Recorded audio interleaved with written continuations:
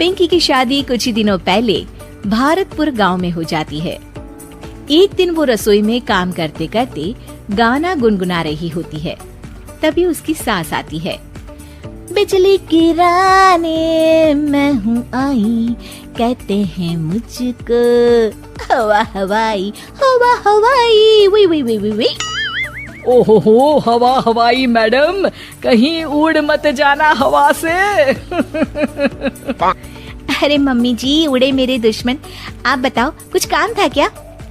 हाँ, काम तो था। हमारे पड़ोस वाले गांव में उषा रहती है ना, उसने कुछ सामान बोला था मुझे लेकर जाने को। अब मेरे घुटनों में हो रहा है दर्द, तो तुम ही पहुंचा दो ना बहू ये सामान। अरे वाह, इतने सुहाने मौसम में घर से बाहर निकलने को मिल रहा है, मजा आ जाएगा। ये लो बेटा, ध्यान से जाना और लौटते वक्त उस गांव के कुल देवता के मंदिर में भी माथा टेक आना। हाँ हाँ मम्मी जी, जैसा आप कहें। पर ये सब करने के लिए थोड़ा सा खर्चा पानी मिल जाता तो। अरे पानी तो तुम्हें उषा पिला देगी, और खर्चा तुम ज्यादा करना मत, ठीक है बहू? जाओ, शाम तक घर लौट आना, ठीक है बहू रानी? सास वहाँ से चली जाती है और पिंकी पड़ोस वाले गांव में पहुँचती है और उसे कुल देवता का मंदिर दिखाई देता है। पहले मंदिर होकर आऊं कि सामान देकर आऊं? चलो मंदिर ही हो आती हूँ। पिंकी मंदिर के पास जाती है, तभी उसका पैर एक पत्थर से टकराता है। हाय रो, मर गई रे। पिंकी देखती है कि वो पत्थर चमक रहा होता है। पिंकी वो पत्थर उठा लेती है। अरे, ये पत्थर तो चमक रहा है। वो पत्थर देख ही रही होती है कि तभी उसे एक आवाज सुनाई देती है। दन दना दन दन दन दन, जो तेरा मन चाहे तू बन। अरे, ये आवाज कहाँ से आ रही है? जो तेरे हाथ में पत्थर है, उसी में से बोल रहा हूँ मैं पिंकी। ये पत्थर है जादुई, और ये लगा है तेरे हाथों में, तो ये हुआ तेरा। अब तू जिसके रूप में आना चाहे आ सकती है। ये पत्थर हुआ तेरा। दन दना दन दन दन दन। क्या सच में ये जादुई पत्थर मेरा हुआ? अरे वाह वाह वाह वाह। पिंकी अपना काम खत्म करके घर आती है और उसकी सास रसोई में काम कर रही होती है। अब वक्त है इस पत्थर का इस्तेमाल करने का। बड़ी थकान हो गई है रास्ते में, सासू माँ से थोड़ी सेवा करवा लेती हूँ। पिंकी पत्थर को हाथ में लेकर अपने ससुर का रूप धारण कर लेती है। अरे ओ कमलेश की माँ, इधर तो आना जरा। क्या हुआ जी, क्यों चिल्ला रहे हैं? अरे मेरे सर में बड़ा दर्द है, जरा सर और कंधे की मालिश तो कर दो। मैं आपको मालिश वाली दिखती हूँ क्या? जाइए, किसी नाई के पास जाइए और कराइए मालिश। जी भर के कराइएगा। अरे तुम ही तो हो मेरी मालिश वाली।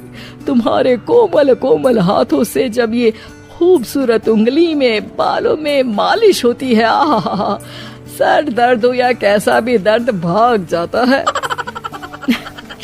आप भी ना, आपने पहले तो कभी मुझसे ऐसे बातें नहीं की।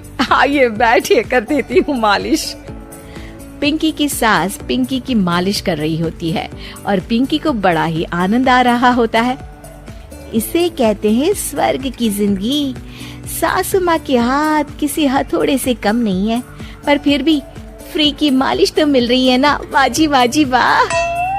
कुछ देर बाद पिंकी अपने कमरे में आ जाती है और पिंकी के असली ससुर घर आते हैं। पिंकी की सास अपनी तारीफों से बाहर ही नहीं निकली होती है।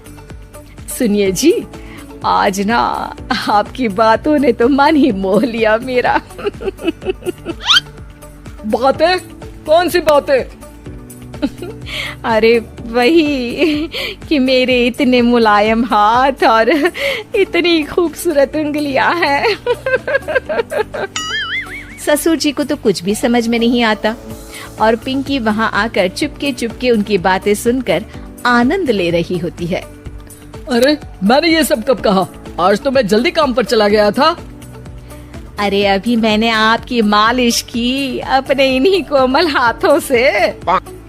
कोमल और तुम्हारे हाथ, अरे कमलेश की माँ, तुम्हारे हाथ तो इतने सख्त है कि अखरोट ही तोड़ दे। मैंने तो आज तक तुमसे इसलिए मालिश नहीं करवाई, तुम्हारे हाथों को देखकर तो मुझे वो डायलॉग याद आता है, ये 2.5 किलो का हाथ जब किसी पर पड़ता है ना तो आदमी उठता नहीं, उठ जाता है। सास को गुस्सा आ जाता है। आए बड़े मेरे हाथ को 2.5 किलो का कहने वाले, अरे खुद की तोंद देखी है, बारात का ढोल भी शर्मा जाए देखकर।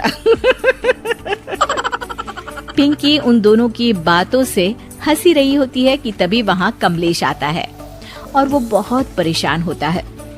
मैं तो लूट गया। अरे क्या हुआ कमलेश? दुकान में कल वो गुंडा जग्गू दादा आए थे और धमकी देकर गए हैं कि 1 लाख का हफ्ता देना पड़ेगा, नहीं तो मेरी दुकान तोड़ देंगे। सभी चौंक जाते हैं। क्या पिंकी अपने पति कमलेश को जग्गू दादा से बचा पाएगी? जानने के लिए देखिए रूप बदलने वाली बहू पार्ट 2।